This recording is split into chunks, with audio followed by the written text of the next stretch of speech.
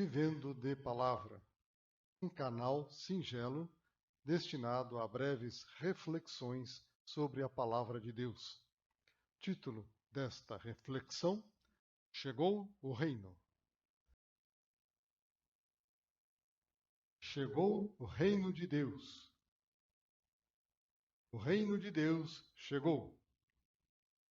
A mais alvissareira notícia que o povo hebreu poderia ter ouvido, e é uma grande notícia para nós também. Que reino é? Que reino é esse? Quando Jesus afirma em Marcos capítulo 1, versículo 15, que o tempo está cumprido e o reino de Deus está próximo, está tocando na mais profunda esperança dos descendentes de Abraão que aguardavam a chegada do Messias. Jesus não surgiu do nada, de um dia para o outro, proclamando algo novo como um lançamento de um produto inovador ainda não existente no mercado, comparativamente falando. Não. O reino fora prometido a Davi muitos séculos antes. O Senhor Deus disse a Davi que seu descendente sentaria para sempre no trono de Israel e seu reinado não teria fim. Era um reino esperado com ardor, pois o Messias traria a libertação de toda a opressão. O tempo está cumprido. Jesus foi precedido por João Batista, cujo nascimento foi um acontecimento. Zacarias ficou mudo ao sair do santuário, os vizinhos comentaram, a notícia espalhou-se. Todos os sacerdotes daquela época ficaram sabendo o que acontecera a seu colega Zacarias e com certeza levaram a notícia para suas cidades.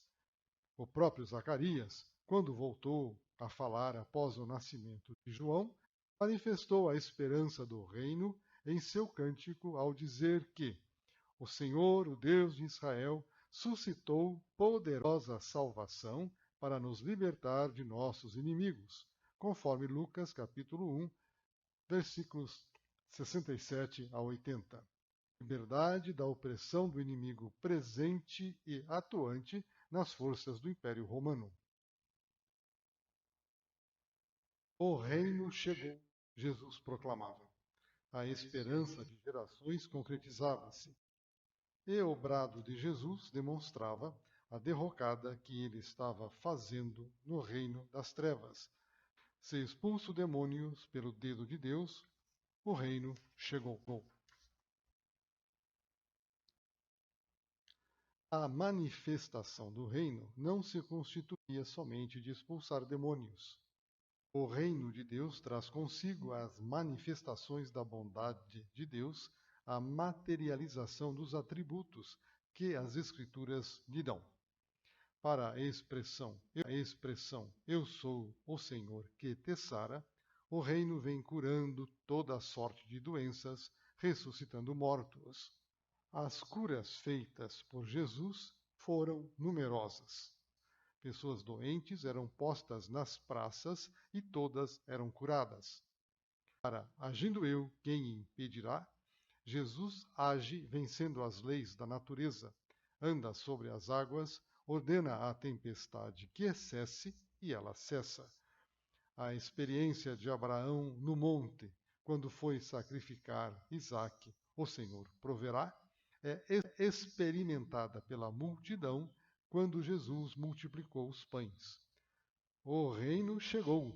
Saúde, vitória sobre as forças do diabo, domínio sobre a natureza, provisão. Podemos imaginar o que as pessoas alimentadas com os pães multiplicados pensaram ao querer fazer de Jesus rei. Jesus, sendo rei, não teremos mais de nos preocupar com o pão diário. Não haverá mais problemas de seca ou pragas para prejudicar a lavoura, nem o saque dos inimigos. Que vidão nos espera! Permeando todas essas manifestações que asseguravam a chegada do reino, havia as palavras de Jesus em seus ensinamentos. O Pai agradou em dar seu reino a vocês. O reino está ao alcance. O reino é para vocês. Seus nomes estão arrolados nos céus.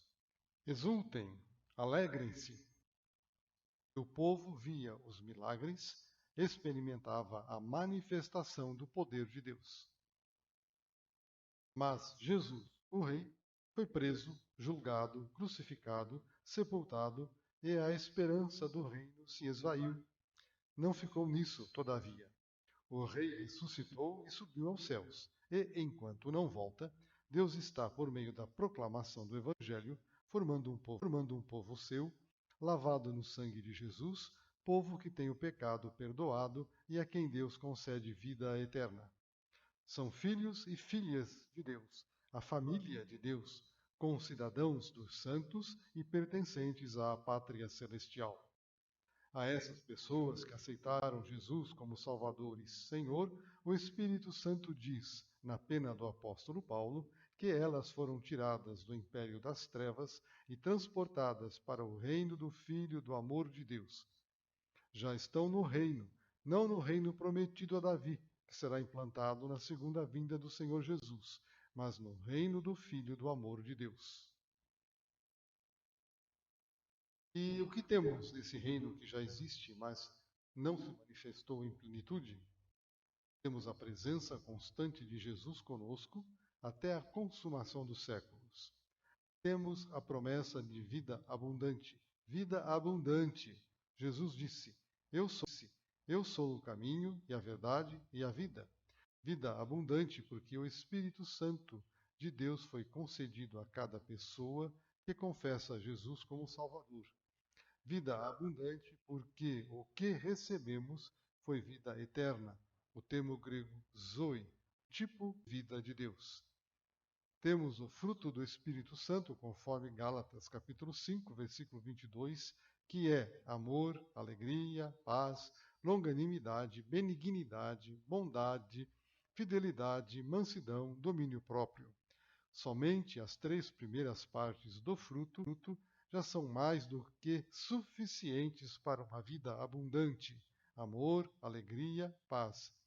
Isso é perfeitamente possível, é experimental, é real. O decreto de Deus diz que em todas as coisas somos mais do que vencedores por meio de Jesus. Não há derrotados, mesmo em situação de perseguição. Rios de água viva no interior do homem. Alegria completa, prometeu Jesus. Como é, aos olhos de Deus, a pessoa que recebeu a dádiva do reino? Toda a plenitude do reino está centrada em Jesus Cristo. Tudo nele, dele e para ele. E Deus nos vê por meio de Jesus. Cristo vive em mim. Paulo faz essa contundente declaração como um fato, não uma aspiração. Estamos em Cristo. Deus nos declara em Cristo, crucificados, mortos, sepultados, ressuscitados, assentados nos lugares celestiais. Temos toda sorte de bênção espiritual. O cidadão do reino do Filho do amor de Deus não fica numa redoma protetora, isolado do mundo que o cerca. Jesus disse que não somos do mundo, todavia permanecemos no mundo. E ele mesmo orou para que o Pai nos guardasse do mal. O cidadão celeste vive o reino em meio à vida normal. Enfrenta sol, enfrenta chuva, tráfego pesado, enfermidades, luto. Paulo, o grande proclamador do reino, relata-nos sua experiência de vida na segunda carta aos Coríntios, capítulo 6, versículos de 4 a 10. Há aflições, privações, angústias, açoites, prisões, trabalhos, jejum, Espírito Santo, mas com final vitorioso, entristecido, mas sempre alegre. Paulo continua informando mais de suas experiências: fome e sede, nudez, bofetadas, sem teto, injuriado, perseguido, caluniado, lixo do mundo, escória de todos. Paulo não é um derrotado. Pelo contrário, destaca o ponto marcante do reino, a alegria. E, em meio a todo esse relatório penoso, ensina e recomenda que os filhos de Deus assumam uma atitude de alegria constante e exuberante, impregnando o ar ao redor com permanente ação de graças e louvor. Em tudo dai graças, porque esta é a vontade de Deus em Cristo Jesus. Essa instrução é direta e não faz análise disso ou daquilo para justificá-la. Seu único vínculo é com a obra salvadora de Jesus. E o reino? Você pode estar perguntando. No livro de Apocalipse, capítulo 22, versículos 3 a 5, temos a resposta. Reinaremos com Jesus pelos séculos dos séculos. A Jesus Cristo, nosso Senhor, toda a glória. Amém.